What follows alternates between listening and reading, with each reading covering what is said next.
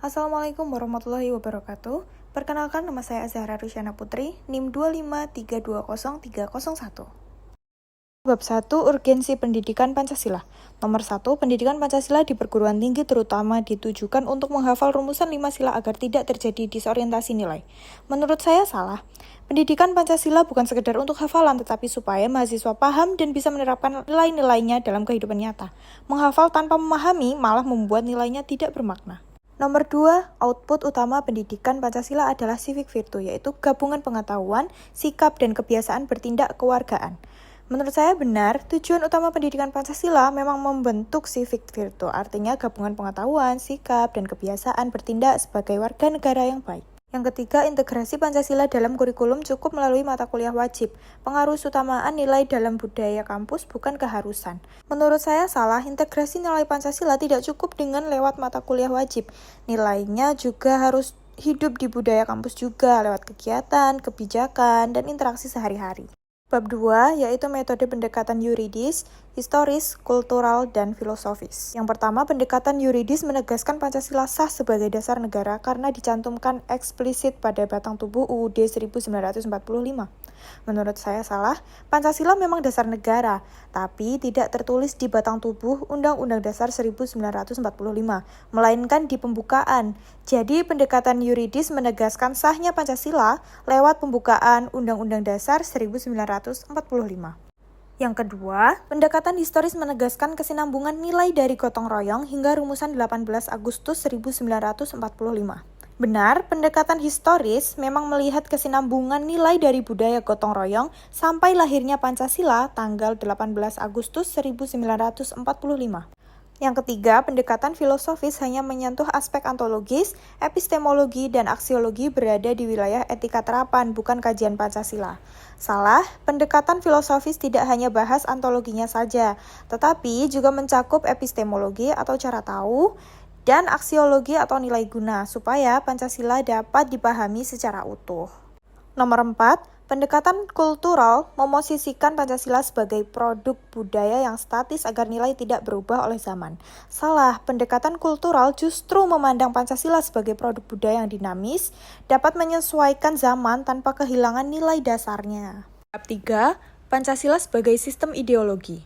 Yang pertama, sebagai ideologi terbuka, Pancasila memiliki nilai dasar yang tetap, sedangkan nilai instrumental praksis adaptif terhadap konteks.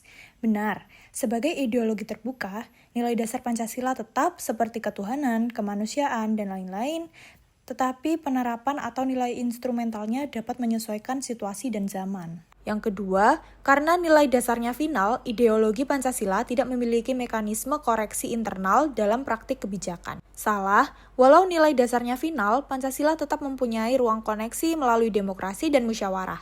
Jadi, tetap dapat dievaluasi penerapannya. Ketiga, karena bersifat terbuka, Pancasila tidak layak dipakai sebagai kriteria evaluasi kebijakan publik. Salah, justru Pancasila sangat penting untuk jadi acuan dalam menilai kebijakan publik, apakah sesuai nilai keadilan, kemanusiaan, dan persatuan atau tidak. Bab 4, Pancasila sebagai pandangan hidup bangsa dan dasar negara. Yang pertama, sifat ganda Pancasila, pandangan hidup dan dasar negara mendasari perannya sebagai sumber etis sekaligus sumber hukum. Benar, Pancasila memiliki dua peran, yaitu sebagai dasar negara atau sumber hukum dan pandangan hidup atau sumber etika dan moral. Jadi, fungsinya ganda. Yang kedua, sebagai dasar negara dan sumber dari segala sumber hukum, kedudukan pembukaan Undang-Undang Dasar 1945 secara hierarkis berada di bawah Pancasila. Salah, pembukaan Undang-Undang Dasar 1945 itu justru posisinya di bawah Pancasila karena filosofis, karena Pancasila jadi dasar dari isi pembukaan. Yang ketiga, sebagai pandangan hidup, Pancasila hanya memberi horizon, tujuan, atau telos tanpa pedoman praktis. Salah, sebagai pandangan hidup, Pancasila tidak hanya memberi tujuan, tapi juga nilai praktis untuk dijalankan dalam kehidupan, seperti gotong royong, keadilan, dan kemanusiaan. Bab 5, Pancasila sebagai sistem filsafat. Yang pertama, menurut Notonagoro, Pancasila sebagai sistem bersifat organis, hierarkis, dan piramidal. Benar. Menurut Notonagoro, Pancasila itu sistem yang organis, hierarkis, dan piramidal. Artinya, tiap sila saling terkait dan menjiwai satu sama lain. Yang kedua, secara ontologis, sila-sila berdiri mandiri tanpa saling menjiwai, hierarki semata-mata urutan sejarah perumusan. Salah, sila-sila tidak berdiri sendiri. Misalnya, sila kemanusiaan harus dilandasi ketuhanan dan keadilan sosial menjiwai semuanya. Jadi, bukan cuma urutan sejarah. 3. Epistemologi Pancasila menolak empirisme dan rasionalisme modern karena dianggap bertentangan dengan sila ketuhanan. Salah. Epistemologi Pancasila tidak menolak rasionalisme dan empirisme, justru menggabungkan keduanya dengan nilai ketuhanan supaya seimbang antara akal, pengalaman, dan iman. Yang keempat, aksiologi Pancasila hanya mengakui etika kebijakan atau virtu sebagai pendekatan yang sah. Salah, sebagai pandangan hidup, Pancasila tidak hanya memberi tujuan, tapi juga nilai praktis buat dijalankan dalam kehidupan seperti gotong royong, keadilan, dan kemanusiaan. Bab 6, Pancasila sebagai sistem etika. Ke-1, etika Pancasila menuntut keseimbangan hak kewajiban, kebebasan berekspresi, dibatasi tanggung jawab menjaga ketertiban dan persatuan. Benar, etika Pancasila memang menekankan keseimbangan antara hak dan kewajiban. Kebebasan tetap boleh, tetapi harus bertanggung jawab dan menjaga persatuan. Kedua, tolok ukur etis Pancasila adalah kepatuhan pada hukum positif semata karena legalitas identik dengan moralitas. Salah. Moral Pancasila tidak sama dengan sekedar hukum positif. Sesuatu yang legal belum tentu etis, jadi ukuran moralitas tidak hanya dari hukum, tetapi juga nilai kemanusiaan dan keadilan. Bab 7.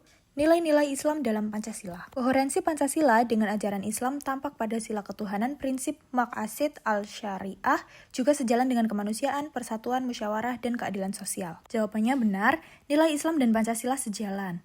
Misalnya, sila ketuhanan sesuai dengan tauhid, dan prinsip maqasid al-syariah atau tujuan hukum Islam berhubungan dengan nilai kemanusiaan, persatuan, musyawarah, dan keadilan sosial. Sekian video presentasi singkat yang dapat saya buat. Kurang lebihnya mohon maaf. Wassalamualaikum warahmatullahi wabarakatuh.